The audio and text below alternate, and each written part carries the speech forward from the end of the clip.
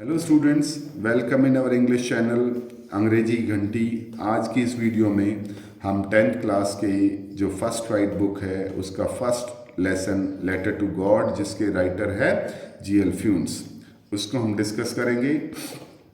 Video में सबसे पहले मैं आपको इस लेसन की एक ब्रीफ से इंट्रोडक्शन दूंगा, ठीक है, और then I will explain the whole lesson line to line, word to word. So ये जो लेसन है वो एक किसान लैंको के बारे में है। ये जो लैंको है ये बहुत ही मेहनती किसान है। इसने भाई अपने खेत में मक्के की फसल बो रखी थी। उस मक्के की फसल को सिर्फ थोड़ी सी रेन की ज़रूरत थी। उसने भाई भगवान से प्रार्थना भी की कि भाई जल्द ही भाई रेन हो जाए, और उसकी प्रार्थना, उसकी जो रिक्वेस्ट है भगवान ने सुन भी ली, और जल्द ही भाई बारिश होना शुरू हो जाती है। बारिश को देखकर लैंको बड़ा खुश होता है, लेकिन उसकी जो खुशी है वो थोड़ी देर के लिए शॉर्ट लिव्ड थी। थोड़ी देर बाद ये जो बारिश थी वो भाई हेल स्टॉर्म, ओलों में कन्वर्ट हो गई, और उसने उसकी सारी फसल को बर्बाद कर दिया। अब जो लैंको था वो बिल्कुल बहुत उदास हो गया। उसको लगा कि अब की बार तो इस साल तो हम भूखा मर जाएंगे।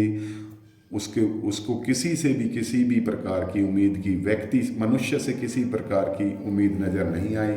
लेकिन भाई लैंको, जैसा कि भाई लेसन में हम पढ़ेंगे भी, कि लैंको एक बहुत ज़्यादा ईश्वर में विश्वास रखने वाला व्यक्ति था। सो उसने डिसाइड किया कि भाई वो एक पत्र लिखेगा भगवान से, भगवान को हेल्प के लिए।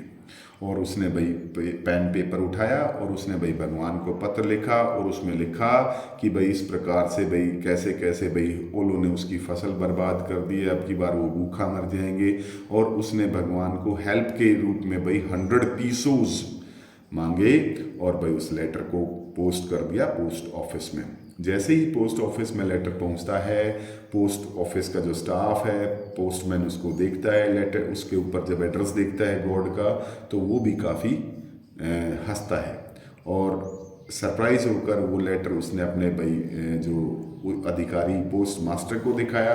पोस्ट मास्टर भी उसकी जो फेथ, उसकी जो श्रद्धा को देखकर काफ़ी प्रेरित हुआ, वो उससे प्रभावित हुआ, और वो खुद भी सोचने लगा कि काश मेरे अंदर भी ऐसी श्रद्धा होती। और जब उसने लेटर को खोल के देखा तो उसको लगा कि भाई इस व्यक्ति की मदद करनी चाहिए, लेकिन इस व्यक्ति की मदद सिर्फ पेन और पेपर और शाही से नहीं की जा सकती। इसकी मदद तो पैसे से की जा सकती है। इसलिए भाई जो पोस्ट मास्टर ने डिसाइड किया कि भाई इस व्यक्ति की मदद की जाएगी। उसने अपनी सैलरी का कुछ हिस्सा दिया, अपने साथी कर्मचारियों से कुछ हिस्सा मांगा, कुछ कंट्रीब्यूशन मांगा, और अपने दोस्तों से भी उसने कुछ कंट्रीब्यूट करवाया। लेकिन unfortunately he couldn't collect the whole money. पूरा बेचारा वो जो पूरा पैसा जितना उसने डिमांड किया था लैंको ने, वो पूरा कलेक्ट नहीं कर पाया। वो सिर्फ बेचारा 70 पीसोज कलेक्ट कर पाया। लेकिन फिर भी भाई उसने वो पैसा इकट्ठा किया और उसको एक लिफाफे में डालकर लैंको को भेज दिया। जब लैंको ने इस लिफाफे को खोला तो वो जरा सा भी सरप्राइज नहीं था। उसको पक्का कॉन्फिडेंट था कि भाई वो बिल्कुल कि भाई भगवान उसका हेल्प करेगा। लेकिन जब उसने खोल के देखा इसको, कि उसने देखा कि भाई 70 पीसोज हैं, तो वो काफ़ी गुस्सा हुआ। उसने सोचा कि भाई भगवान तो ऐसी मिस्टेक नहीं कर सकता।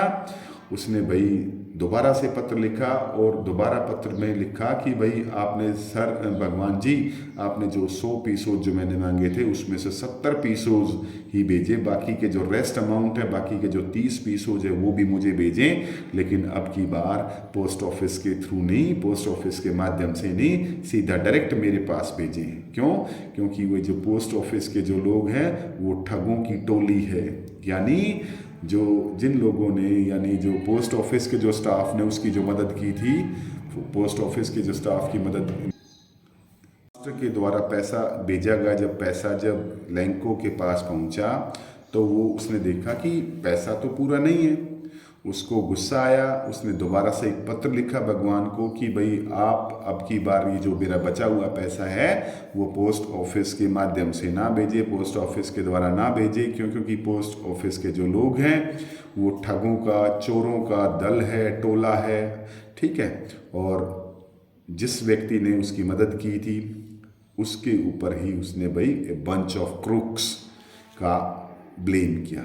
हालांकि जो लेंको है वो बहुत इनोसेंट है, उसको लगा कि भाई उसका पैसा डाक खाने पोस्ट ऑफिस के स्टाफ ने खा, लेकिन ऐसा नहीं था।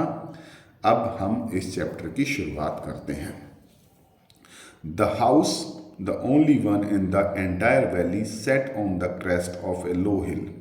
ये जो हाउस था, ये जो घर था, यानी लेंको का जो घर था, वो पूरी वैली में, एंटायर वैली माने पूरी वैली में अकेला था, जो कि क्रेस्ट ऑफ ए लो हिल, यानी एक छोटी सी पहाड़ी की चोटी पर, क्रेस्ट माने टॉप ऑफ ए हिल, यानी लेंको का घर छोटी सी पहाड़ी की चोटी पर स्थित था। From this height, one could see the river and the field of ripe corn dotted with the flowers that always promised a good harvest. और इस ऊंचाई से कोई भी व्यक्ति देख सकता था, यानी यहाँ से इस ऊंचाई से, यानी इस पहाड़ी की चोटी से कोई भी, हर किसी को दिख जाता था। क्या भाई? रिवर दिख जाती थी, फील्ड ऑफ राइप कॉर्न, उसकी भाई जो मक्के की जो पकी हुई फसल का खेत भी साफ दिखाई दे जाता था, जिसके ऊपर फ्लावर्स खिले हुए थे। और वो फ्लावर्स किस बात का प्रॉमिस करते थे कि भाई अब की बार जो फसल है वो बहुत अच्छी होगी। यानी जो लेंको की फसल थी वो लगभग भाई पककर तैयार हो गई थी। The only thing the earth needed was a downpour, at least a shower. ठीक है, और जो उसके जो खेत को, इस धरती को सिर्फ अब किस चीज़ की ज़रूरत थी? या तो भाई हल्की फुल्की बारिश, या डाउनपोर होती है मूसलाधार बारिश, यानी बारिश की नीड थी। थ्रू आउट द मॉर्निंग, पूरी सुबह, सारा दिन, सारी सुबह लेंको, जो लेंको था, यानी लेंको इसका किसान का नाम, main character, who knew his fields intimately, जिसको भाई अपने खेतों की बहुत ज़्यादा नॉलेज थी, हैड डन नथिंग एल्स, उसने कुछ नहीं किया, but see the sky towards the north east, वो भाई नॉर्थ ईस्ट की तरफ, अब उस आसमान की तरफ देखता रहा। और क्या कहा? Now we are really going to get some water. Women यानी उसकी पत्नी, अपनी पत्नी को संबोधित करते हुए कहा कि अब की बार तो है ना, हमें पानी मिलेगा, यानी वो ये कह रहा है कि जल्द ही बारिश होगी। The women who was preparing supper, जो उसकी जो पत्नी थी, जो खाना बना रही थी, supper is a kind of food, replied, उसने जवाब दिया, यस गॉड विलिंग, बोली हाँ यदि भगवान ने चाहा, यानी भगवान की इच्छा रही तो जल्द ही बारिश होगी। ये उसकी पत्नी ने उसकी हाँ में मिलाते हुए कहा।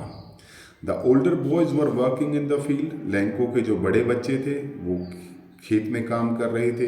While the smaller ones were playing near the house, जबकि जो छोटे बच्चे थे, लेंको के जो छोटे बच्चे थे, वो घर के पास खेल रहे थे। और वो तब तक खेल रहे थे, तब तक काम कर रहे थे, तब तक काम करते रहे, until the women called to them all come for dinner, यानी जब तक उनकी माँ ने उनको अंदर खाने के लिए नहीं बुलाया, तब तक वो बाहर खेलते रहे, बाहर काम करते रहे। कौन? ये लेंको के बच्चे, लेंको का बड़े बच्चे बाहर खेल रहे थे, कुछ काम कर, छोटे बच्चे, बड़े बच्चे काम कर रहे थे और छोटे बच्चे खेल रहे थे। It was during the meal that just as Lencho had predicted, big drops of rain began to fall. भाई खाने के, जब उनका खाना जब तैयार हो गया, तो लेंको ने जैसा प्रिडिक्ट किया था, प्रिडिक्ट माने भविष्यवाणी की थी, यानी आगे की बताई थी, big drops of rain began to fall, तभी भाई क्या हुआ? बारिश की बड़ी बड़ी बूंदें गिरने शुरू हो गई। In the north east huge mountains of clouds could be seen approaching, और नॉर्थ ईस्ट में उन्होंने देखा कि बड़े बड़े माउंटेन्स है ना, बहुत बड़े बड़े बादलों के पहाड़ उनकी तरफ आते हुए नजर आ रहे थे, वे देखे जा सकते थे उनकी तरफ आते हुए। द एयर वॉज फ्रेश, जो हवा थी वो बिल्कुल फ्रेश थी, ताज़ा थी, एंड स्वीट, बहुत मधुर लग रही थी, बहुत मीठी हवा चल रही थी। The man went out for no other reason than to have the pleasure of feeling the rain on his body. वो जो मैन यानी लेंको बाहर निकला, किस कारण? उसको और कोई काम नहीं था, वो उस रेन को, उस बारिश को, जिसकी उसे ज़रूरत थी, जिसकी उसके खेतों को ज़रूरत थी, उस बारिश का आनंद लेने, उस बारिश का अपनी बॉडी पर आनंद लेने के लिए वो बाहर निकला। एंड वैन ही रिटर्न, और जब वो वापस अंदर आया, ही एक्सक्लेम्ड, वो खुशी से चिल्लाया। क्या चिल्लाया? These are not rain drops falling from the sky, they are new coins. वो चिल्लाया, बोला कि देखो ये जो है ना रेन ड्रॉप्स नहीं है, ये बादल से जो आसमान से जो गिर रही है, जो बारिश की बूंदें हैं ना, ये बारिश की बूंदें नहीं है, दे आर न्यू कॉइन्स, ये तो नए सिक्के हैं। यहाँ पर क्वेश्चन ये भी बन सकता है, जो लैंको ने भाई रेन ड्रॉप्स को कॉइन्स क्यों कहा? क्योंकि रेन होगी तभी उसकी फसल पैदा होगी, अच्छी होगी, और फसल अच्छी होगी तो उसको बेचकर उसके पैसे कमाएंगे। That's why he called the rain drops as new coins. उसने कहा the big drops are 10 cent pieces and the little ones are 5। उसने कहा कि जो बड़ी बड़ी बूंदें हैं ये 10 के सिक्के हैं, 10 के सिक्के हैं, और जो छोटी जो बूंदें हैं वो 5 के सिक्के हैं। यानी उसने रेन को रेन ना कहकर सिक्कों से, धन से कहा। ये कहा कि धन देखो धन बरस रहा है। With the satisfied expression, he regarded the field of ripe corn with its flowers draped in a curtain of rain. और जब वो रेन बारिश हो रही थी तो उसकी एक्सप्रेशन कैसी थी? सेटिस्फाइड, यानी वो संतुष्ट था। ही रिगार्डेड, उसने देखा कि जो फील्ड है उसका जो पूरा जो मक्के की जो खेत था, जो कि पहले फ्लावर्स से था लदा हुआ, अब उसके ऊपर एक तरीके से बर्फ, ये जो बारिश की चादर सी बिछ गई है। यानी बारिश ने, मतलब अच्छी बारिश हुई, बारिश की जो बूंदें थी वो उसके जो मक्के के जो पौधे थे, मक्के के पौधे के ऊपर जो फूल थी उनके ऊपर भाई एक तरीके से कवर्ड कर गई वो पूरी बारिश।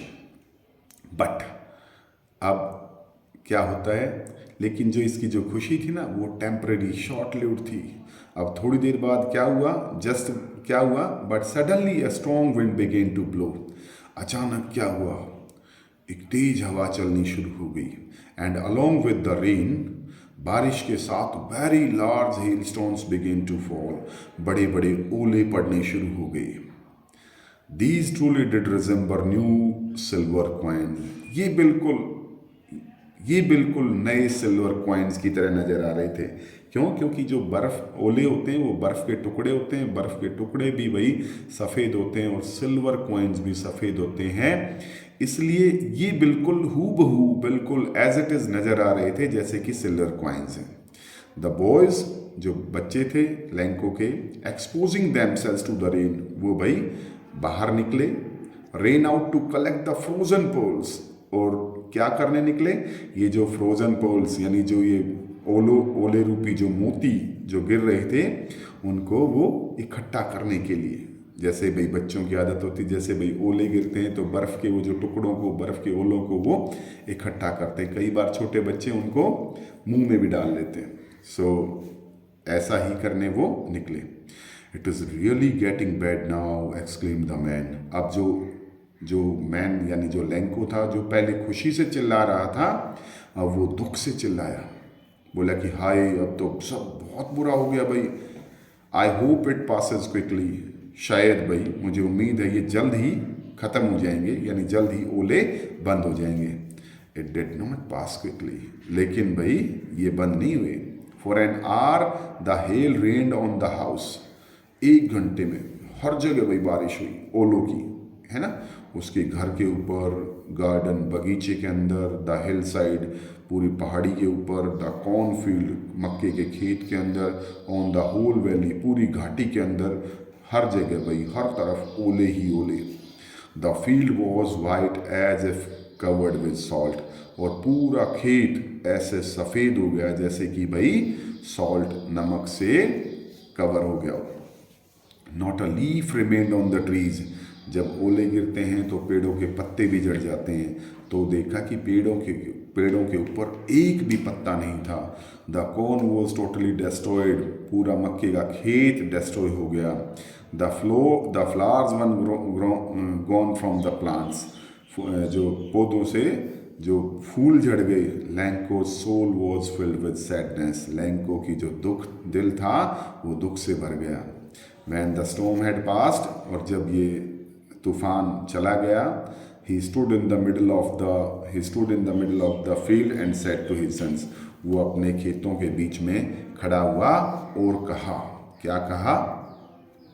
A plague of locusts would have left more than this. उसने कहा कि हाय, इतना नुकसान तो टिड्डियों का दल भी नहीं मचाता, यानी टिड्डियों का दल भी थोड़ा बहुत छोड़ देता। The hail has left nothing, इन हेल्स ने तो बिल्कुल भी कुछ नहीं छोड़ा, यानी ओलों ने तो बिल्कुल मेरे खेत को बर्बाद कर दिया है। This year we will have no corn, अब की बार इस साल हमें कुछ भी मक्का नहीं मिलेगा। That night was a sorrowful one, वो रात बिल्कुल भाई दुख भरी रात थी उनके लिए, यानी जिस रात ओले पड़े वो रात लैंको के लिए और लैंको के परिवार के लिए बड़ी दुख भरी थी। All our work for nothing, उसने कहा कि हमारा सारा काम है ना, हमारे सारे काम पर भाई पानी फिर गया, यानी हमारे सारी मेहनत बर्बाद गई। There is no one who can help us, कि भाई कोई भी ऐसा नहीं है जो हमारी मदद कर सके। We will all go hungry this year, अब की बार तो इस साल तो हम सारे सब भूखे मर जाएंगे। यानी ये जब इसने अपने भाई विनाश देखा अपनी फसल का, तो उसका जो दिल था वो दुख से भर गया और वो कहने लगा कि अब की बार तो हम भूखे मर जाएंगे। बट लेकिन in the hearts of all who lived in that solitary house in the middle of the valley, लेकिन जो उस एकांत पूरी वैली के अंदर एकांत घर में जो रहने वाले जो व्यक्ति थे, कहीं ना कहीं उनके दिलों में there was a single hope, अभी भी एक उम्मीद थी, और वो उम्मीद थी किससे? हेल्प फ्रॉम गॉड, भगवान से। Don't be so upset even though this seems like a total loss, remember no one dies of hunger. ठीक है, वो क्या कहता है कि भाई डोंट बी सो अपसेट, यानी जो लैंको है वो अपने फैमिली मेम्बर्स को कहता है कि उदास, हताश, निराश मत हो, हालांकि हमारा सब कुछ लुट गया है, हमारा पूरा लॉस हो चुका है। रिमेंबर, याद रखो, no one dies of hunger, कोई भी इस दुनिया में भूख से नहीं मरता। दैट्स व्हाट दे से, जो ऐसा लोग कहते हैं, no one dies of hunger, है ना, कोई भी इस दुनिया में भूखा नहीं मरता। ऑल थ्रू द नाइट, सारी रात, Lanco thought only of his one hope, Lanco सिर्फ अपनी उस एक उम्मीद के बारे में सोचता रहा, और वो उम्मीद थी द हेल्प ऑफ गॉड। और किसकी थी वो उम्मीद? भगवान की।